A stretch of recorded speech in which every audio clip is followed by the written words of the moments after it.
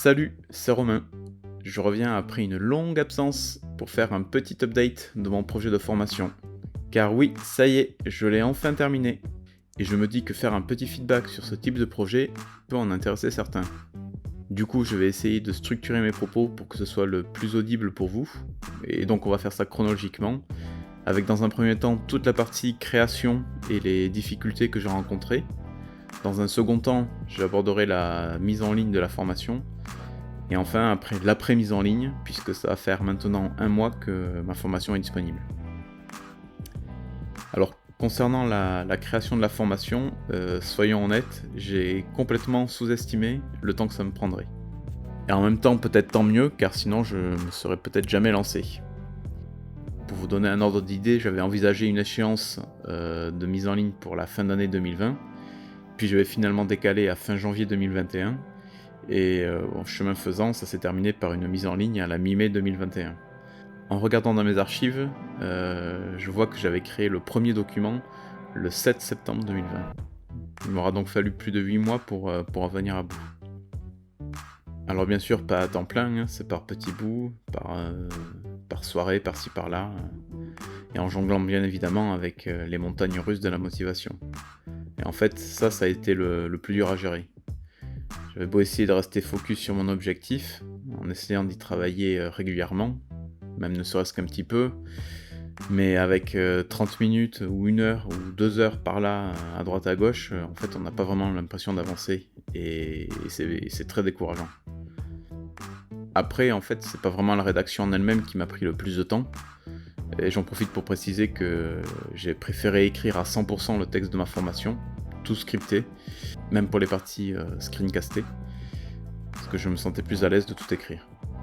Bref, c'est pas la rédaction qui m'a pris le plus de temps, c'est disons la finition, ou tout du moins les étapes après la rédaction qui prennent du temps. Parce qu'il faut enregistrer la voix, monter la voix, faire les slides, les monter en fonction de la voix. Puis il y avait aussi toute la partie screencast où je filmais l'écran du logiciel, et qu'il a fallu d'une part tourner et d'autre part monter en raccord avec la voix. Bref, tout cela a pris beaucoup de temps. Mais en même temps, je me voyais pas proposer moins que ça. J'avais besoin de proposer quelque chose qui correspondait à mes critères, de ce que je qualifierais de qualité. Enfin, du moins, je l'espère. Malheureusement, j'ai pas pris le réflexe de noter le nombre de temps que j'ai passé sur le projet, mais je me suis amusé à essayer de calculer ça en faisant une moyenne. Je dirais qu'à minima, 1 minute de rendu final a nécessité 35 à 40 minutes de travail. Ce qui prend en compte donc le temps de recherche, de rédaction, d'enregistrement audio, de montage audio, de création de slides, de synchronisation et d'animation des slides, et de réglages divers et variés. Donc pour ma formation qui fait 3 heures, j'estime y avoir passé entre 35 et 40 heures. Bon, dit comme ça, c'est sûr que ça paraît pas si énorme. C'est une semaine classique de travail en fait. Mais faire ça en plus de son travail et par petites touches, sans que ce soit une obligation, ça demande quand même pas mal de discipline et d'abnégation. Et du coup, c'est pas toujours facile. Un autre aspect qui me paraît important si vous vous lancez dans un pareil projet, c'est l'organisation à proprement parler. En fait, entre les fichiers audio, les slides, les screencasts, je me suis vite retrouvé avec une quantité de fichiers énorme que je soupçonnais pas quand j'ai commencé à rédiger le script de la formation. Il est donc hyper important de bien organiser ces espaces de travail pour facilement s'y retrouver. Là, à titre d'exemple, moi j'ai au final plus de 800 fichiers pour l'ensemble du projet. Pour l'étape de la mise en ligne, comme je l'avais mentionné dans le précédent épisode, je me suis principalement focalisé sur la plateforme Udemy. Udemy, ça veut être une plateforme qui regroupe énormément de formations dans plein de domaines différents, et le site génère un fort trafic. Et comme je voulais m'affranchir de devoir monter un site et faire la promotion de ma propre formation, en fait, je suis parti sur cette solution. Donc il ne reste plus qu'à uploader tout ça et à organiser ça dans différentes sections, comme le plan que j'avais fait pour la formation. Je pensais avoir fait le plus dur en finissant ça, mais non en fait. Il faut maintenant créer tous les différents textes de la page de la formation, donner un titre alléchant, indiquer ce que les gens pourront apprendre, compléter le profil formateur. Bref, ça prend du temps et c'est pas évident de trouver les mots et les bons mots pour donner envie d'acheter. Ah oui, et d'ailleurs en parlant d'acheter, il y a aussi la question de la tarification.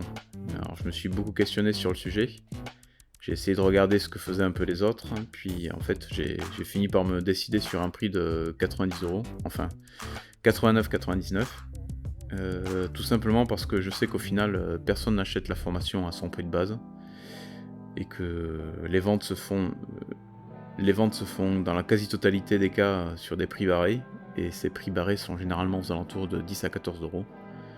Donc j'ai décidé de ne pas me prendre la tête outre mesure, et je suis parti sur un prix de 89,99€.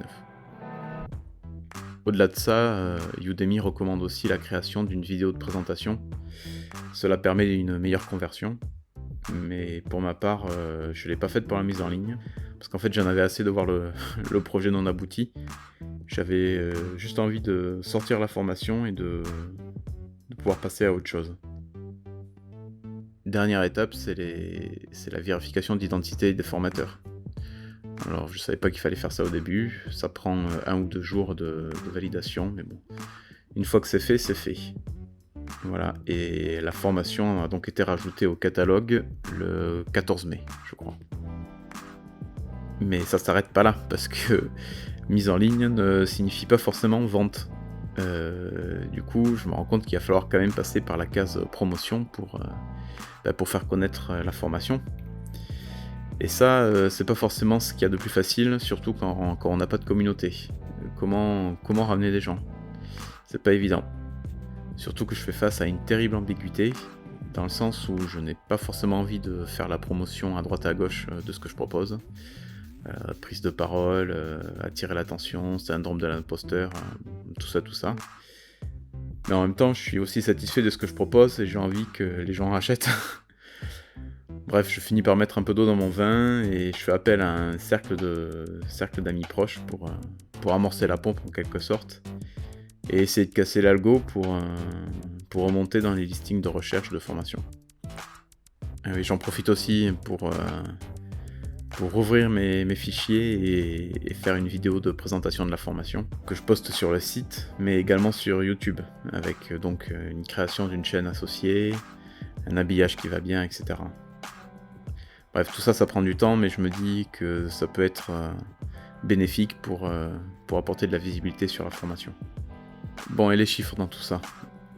Eh bien, en toute honnêteté, je n'avais aucune idée de ce que je pouvais en attendre.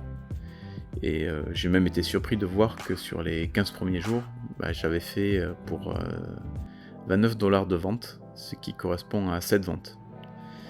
Et moi je trouve que c'est un départ plutôt encourageant. J'ai même eu j'ai d'ailleurs actuellement encore un badge nouveau et populaire sur la fiche de la formation. J'espère que ça va faciliter la visibilité et la conversion. Autre chose, en ce moment je teste des publicités AdSense pour essayer de ramener du monde sur la page de la formation. C'est la première fois que je fais une campagne AdSense, donc c'est intéressant parce que je ne connaissais pas. Et je fais ça sur un mois pour voir si ça fonctionne et on verra bien. Je vous ferai un retour là-dessus dans le prochain numéro. Bon, je crois que je vais m'arrêter là pour cette fois. Si vous avez des questions ou si vous voulez la suite de l'aventure, n'hésitez pas à commenter et à liker, ça donne toujours de la force. Bon courage à vous, ciao!